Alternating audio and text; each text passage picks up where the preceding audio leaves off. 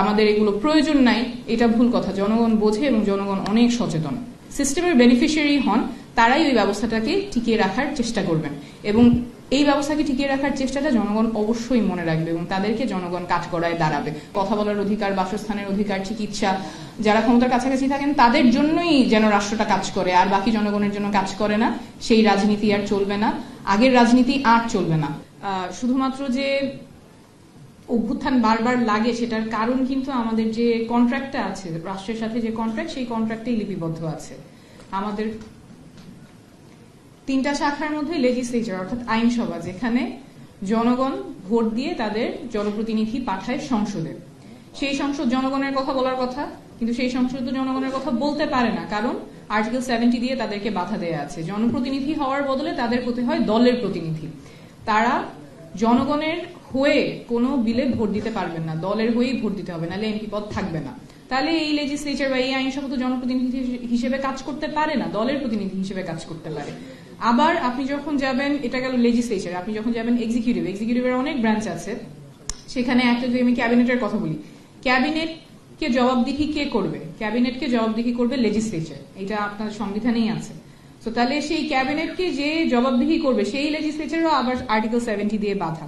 এই যে পুরো আমাদের যে ব্যবস্থা, যেখানে জনগণের কল্যাণে সরকারের কোনো শাখা কাজ করতে পারে না, প্রত্যেকটা শাখা রাজনীতিকরণ এবং কুক্ষিগত করা হয়, সেটার একটা বড় কারণ কেউ কাউকে জবাবদিহি করতে পারে না। ক্যাবিনেটের হেড ঠিক আছে, প্রাইম মিনিস্টার বাই ডেফিনিশন, কিন্তু প্রাইম মিনিস্টার যদি দুর্নীতি করে তাকে কে ধরবে? তার জবাবদিহিতা কে নিবে? দুর্নীতি দমন কমিশন। কিন্তু সেই দুর্নীতি দমন কমিশনের যে কমিশনার, সে তার নিয়োগ কে দিবে? নিয়োগ দিবে president with the advice of the prime minister. এরকম নিয়ম থাকলে কিভাবে সে জবাবদিহিতা নিশ্চিত করবে? এটা তো এমন হয়ে গেল যে যেই পুলিশ ডাকাত ধরার কথা সেই পুলিশকে ডাকাতি নিয়োগ দিচ্ছে, তাহলে সে জবাবদিহিতা কিভাবে নিশ্চিত করবে? আপনারা একদম সহজ উদাহরণ দিতে গেলে, এই যে আমাদের কোনো নিউট্রাল আম্পায়ার নাই, নিউট্রাল রেফারি নাই। ইভেন ক্রিকেট ম্যাচেও 50 ওভারের ম্যাচে দুই দেশের মধ্যে, বাংলাদেশ আর শ্রীলঙ্কার মধ্যে ম্যাচ হলে সেখানে আম্পায়ার বাংলাদেশ শ্রীলঙ্কার থাকবে না, তারপরে আবার আপিল করার উপায় আছে, 2জন অনফিল্ড আম্পায়ার থাকবে, থার্ড আম্পায়ার থাকবে। আমাদের ওইরকম নাই, আমাদের আম্পায়ারই সব পক্ষপাতমূলক হিসেবে আমাদের বাই ডিজাইন করা আছে। আমাদের যে অনেকগুলো মানবাধিকার লঙ্ঘন হয়, মানবাধিকার লঙ্ঘনের ক্ষেত্রে কে জবাবদিহি রাখবে? মানবাধিকার কমিশন আছে। মানবাধিকার কমিশনের নিয়োগ কিভাবে হয়? এটা আপনারা আমার চেয়ে অনেক ভালো জানেন, কিন্তু মানবাধিকার কমিশনের নিয়োগ দিবে আইনমন্ত্রী, বাছাই কমিটিতে থাকবে আইনমন্ত্রী, স্বরাষ্ট্রমন্ত্রী। ওনারা যদি মানবাধিকার লঙ্ঘন করেন, যেই কমিশনার তাদেরকে ধরার কথা, তাদেরকে জবাবদিহি করার কথা, তারাই তার নিয়োগকর্তা। যেই বাছাই কমিটি আছে 7 সদস্যের বাছাই কমিটি, সেখানে বাছাই কমিটিতে আছে আইনমন্ত্রী, স্বরাষ্ট্রমন্ত্রী, মন্ত্রী পরিষদ সচিব, স্পিকার, আইন কমিশনের প্রধান, এবং স্পিকার মনোনয়ন করবেন 2জন এমপিকে, যে একজন দলের এবং আরেকজন বিরোধী দলের। অর্থাৎ এই 7 জনের মধ্যে নিউট্রালিটি এনশোর করার কোনো উপায় নেই। তাহলে এক্সিকিউটিভ কি করে আপনার জবাবদিহিতার মধ্যে থাকবে? যদি কোনো মন্ত্রী দুর্নীতি করে, যদি কোনো মন্ত্রী মানবাধিকার লঙ্ঘন করে, যদি প্রধানমন্ত্রী দুর্নীতি করে, তাকে ধরার উপায় কি? কে তার জবাবদিহিতা নিশ্চিত করবে? যার জবাবদিহিতা নিশ্চিত করার কথা তার নিয়োগকর্তা উনি নিজেই। জুডিশিয়ারি ক্ষেত্রেও চিফ জাস্টিস নিয়োগ দিবেন প্রেসিডেন্টকে নিয়োগ দিবে আবার এমপিস এর আবার হাত পা বাঁধা। তাহলে প্রত্যেকটা রাষ্ট্রের প্রত্যেকটা শাখায় এক জায়গায় তাদের পাওয়ার কনসেন্ট্রেটেড। তাদের আর উপায় নাই যে প্রাইম মিনিস্টারকে অ্যাকাউন্টেবল করবে, প্রাইম মিনিস্টারকে জবাবদিহি রাখবে। প্রাইম মিনিস্টারের উপর প্রেসিডেন্ট আছেন, কিন্তু প্রেসিডেন্টও 2টা কাজ ছাড়া বাকি সবকিছু প্রাইম মিনিস্টারের উপদেশেই করতে হবে। তাহলে যদি আমাদের দেশের প্রাইম মিনিস্টার যদি দুর্নীতি করেন, যদি মানবাধিকার লঙ্ঘন করেন, যদি জনগণের পক্ষে কাজ না করেন, তাহলে তাকে সরানোর উপায় কি? সরানোর একমাত্র উপায় নির্বাচন, এবং সেই নির্বাচনগুলিও রিগড হয়। তত্ত্বাবধায়ক সরকারের যে পদ্ধতি সেটাও বারবার রিগড হয়। তাহলে আমরা তো এমন একটা সিস্টেমে আটকাই গেছি যে আমাদের যদি প্রাইম মিনিস্টার একজন দুর্নীতিবাজ হয়, একজন মানবাধিকার লঙ্ঘনকারী হয়, তাহলে তাকে সরানোর আর উপায় নাই। তখন মানুষকে রাস্তায় নামতে হবে, মানুষকে তখন তাদের যান জীবনের মায়া উপেক্ষা করে রাস্তায় নেমে তাকে উৎখাত করতে হবে, যেটা গত বছর জুলাই আগস্টে করতে হয়েছে। ওই ব্যবস্থায় আমরা টিকিয়ে রাখবো? ওই ব্যবস্থায় থাকবে যেখানে মানুষকে রাস্তায় নেমে একজন সরকার প্রধান, যিনি জনগণের সব ধরনের অধিকার হরণ করছেন, কেড়ে নিচ্ছেন, সেই ব্যবস্থা টিকিয়ে রেখেই আমরা আবার সামনে আগাবো একটা গণঅভ্যুত্থানের পরে? সেটার জন্য তো গণঅভ্যুত্থান হয় নাই। যদি ওই ব্যবস্থাই থাকে, যেই ব্যবস্থায় রাষ্ট্রের প্রত্যেকটা প্রতিষ্ঠান কুক্ষিগত করা যায়, রাজনীতিকরণ করা যায়, কোনোটাই জনগণের অধিকারের জন্য কাজ করে না, যে ক্ষমতার প্রধান আছেন, যে দল ক্ষমতায় আছে, তাদের শুধুমাত্র ইন্টারেস্ট সার্ভ হয়, ওই ঠিক ব্যবস্থাটা একইভাবে অটুট রেখে আরেকজন শুধু চেহারা বদলাবে, সেই ব্যবস্থার জন্য তো আর গণঅভ্যুত্থান হয় নাই। তাহলে আমাদের সংস্কার লাগবে কি লাগবে না? সংস্কার লাগবে, এবং সংস্কার না বরঞ্চ আমূল একটা পরিবর্তনের ডাক উঠেছিল তখন। বাংলাদেশ 2.0, বাংলাদেশটাই যাতে নতুন করে হয়, যাতে ক্ষমতার কাছাকাছি যারা আছেন শুধুমাত্র তাদের অধিকার সংরক্ষিত থাকবে আর কারো অধিকার সংরক্ষিত থাকবে না, এরকম যাতে না হয়।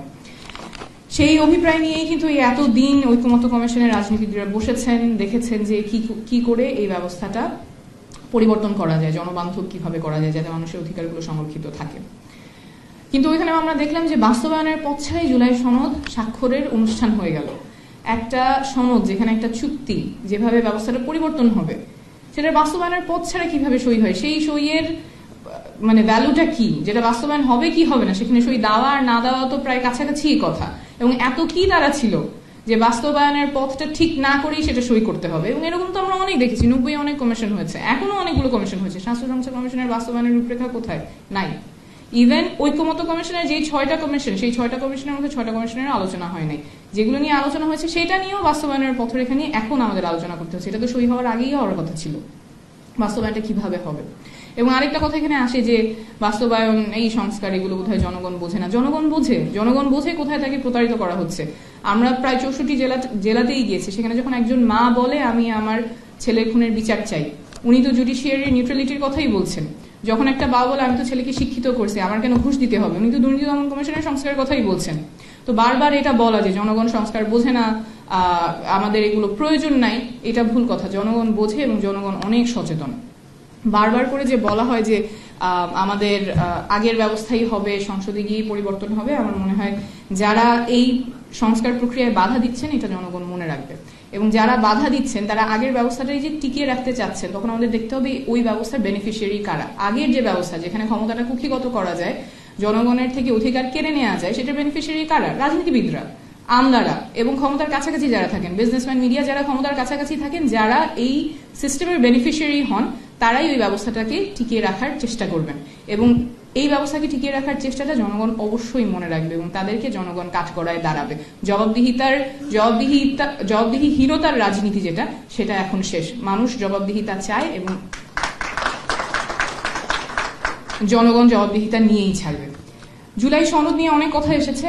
আমরা এনসিপি থেকে খুব স্পষ্ট বলেছি যে বাস্তবায়নের পথরেখা থাকবে। বাস্তবায়নের পথরেখা ছিল না বলে আমরা সই করতে পারিনি। পথরেখার এখন অনেকটাই এগিয়েছে। আদেশ হতে হবে, আদেশ দিতে হবে প্রফেসর মোহাম্মদ ইউনূসের। নোট অফ ডিসেন্ট নিয়ে অনেক কথা এসেছে, কিন্তু আসলে অনেক সময় যে কথাটা আসে না সেটা হচ্ছে নোট অফ ডিসেন্ট এর আগে রাজনৈতিক দলগুলোর মধ্যে সাফিসিয়েন্ট কনসেনসাসের ভিত্তিতেই সেখানে আইটেমগুলো ইনসার্টেড হয়েছে।